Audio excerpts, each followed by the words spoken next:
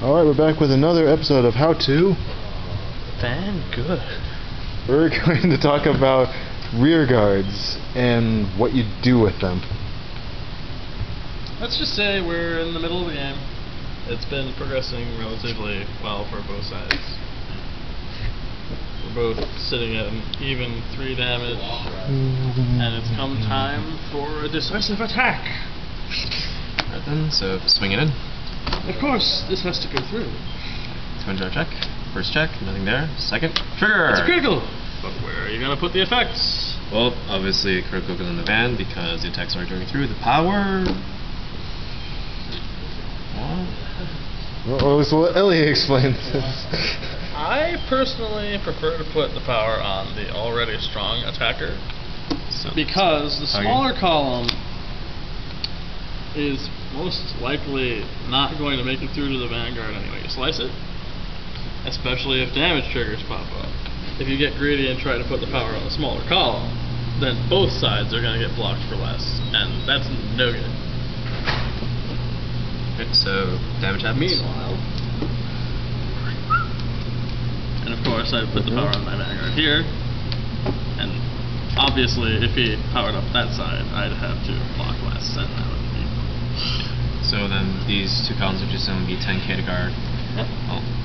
That column's only 5k to guard. Yeah. And you know what to do in this situation. Pick the 5k that you want dead. And do not give your opponent the choice. And since this is 18, I can just swing into this rear guard, requires him to drop 15 and this is very painful for me, because I either protect it and lose a lot from my hand, and give him a card, or give him a card, lose this, and have to replace it, on top of being nearly dead. It's a pretty good time to be attacking a rear guard, would you say? I would say so. And of course, I can't afford that. And then meanwhile, I have to drop 10 on this still. But what if you didn't go for my Vanguard here either? I've got a problematic 20k column over here that I may or may not be able to replace. But if you're going for the game, then sure, why not? But there are some risks involved. For example, Foxes, woo! Foxes, anyway, yay! what other examples can we come up with? Well, we can talk about surrender card. Well, okay. Talk about Majesty Lord. No, Majesty Lord is a Vanguard, never a rearguard. We're talking about the bane of most people's existences before Crossride Format. This guy being Tom. Yo. He's a task and a half all his own. By nature of his skill, he's going to require a minimum of 2 cards to guard every single time you want to guard him.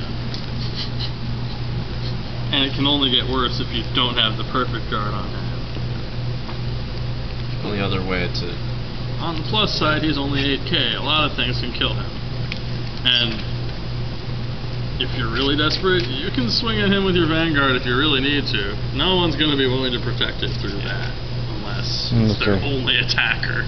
In which case, they're pretty screwed anyway, because 3 attacks just went at their com. Yeah. If not, you can make rearguard columns be 18,000, just swing into there. 18, 19. It's really nice to have a setup that lets you swing at a rearguard when you have to get it out of your hair. And other choices for rearguards is that, like if they have an on-hit effect that you really don't want to deal with, for example, like cards like Maiden of Libra, where you don't want them to keep on drawing cards. Vivian, because they have like a small field and they really want to try to just build it up. Gotta pick and choose your moments, mostly, especially when it comes to distributing trigger effects. That can make or break games on a regular basis. It does make or break games on a regular basis, I should say. It's plus percent triggers, like, even if the attack's going through and he's like, oh, I should probably give the power and stand to 1 unit, because if he pulls a damage trigger, he can still swing at the Vanguard. But we've been over that. Yeah. Stand triggers are their own kind of worms that should be split almost all the time. Mm-hmm. because even if you put damage trigger, if you get a damage trigger, you can still swing at rear guards, and that's still painful. The next thing we should talk about would be choosing which things you should protect and when. Oh yeah. In most cases, you really shouldn't be protecting a rear guard unless you can protect it with 5k, because that's equivalent to its own shield. But sometimes there are exceptions to that. Where are my giant legs? Hold on a second. Sorry, totally unprofessional here. Using a Yu-Gi-Oh! Sin for Vanguard. Sorry. Because this is like it's the only attacker that is usually a general thing, but there's also other exceptions, like if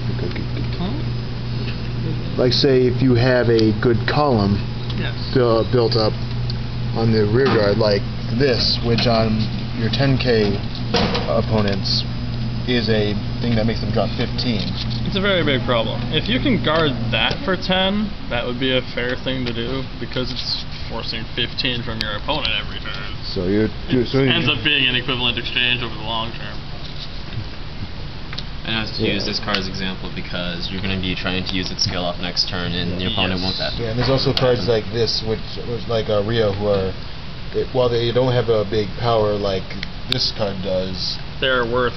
They have their worth in their skill rather than their attack. Considering like most likely going to be using this card, so you can bounce around cards. So what you can do is just like put this in the back row. Yeah, hopefully. If you really want something like that to survive, you're not putting it up front, because that's getting killed really easily. And then there's things that you just don't care about going away. Like say this column shows up. Like you're trying to get rid of this, but they keep trying to block it. Whatever, if they go after your shield seed. After it. Oh well. He did what he needed to do. He forced them to drop something on him. You can just put something new there, and if they don't kill it, you're probably going to do that anyway. So why protect what you're not going to keep?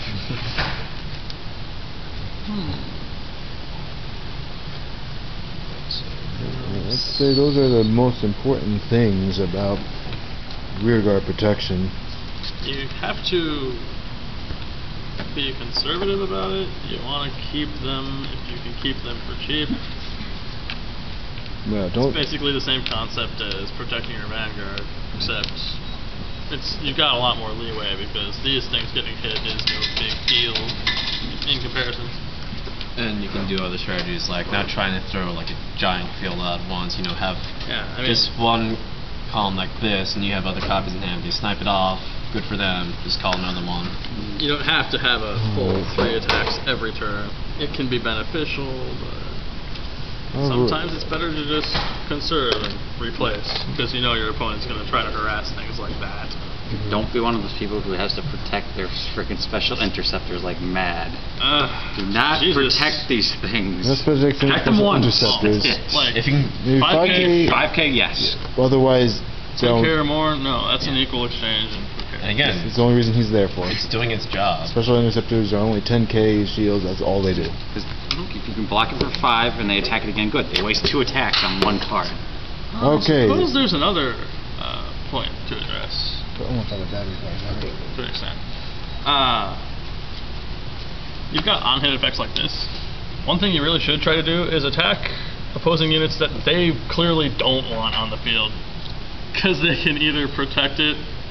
Well, if they want to keep you from getting a card, they have to protect it, but protecting it would be a detriment to them, and lose-lose situation. Always good. Not so short, we have our options. So I think that about covers everything on the rear guard side. More or less. Alright, so that was the another episode of How To Vangood. And hopefully we'll have another video sometime soon. Bye everybody. Well, as I say, not waving jackass.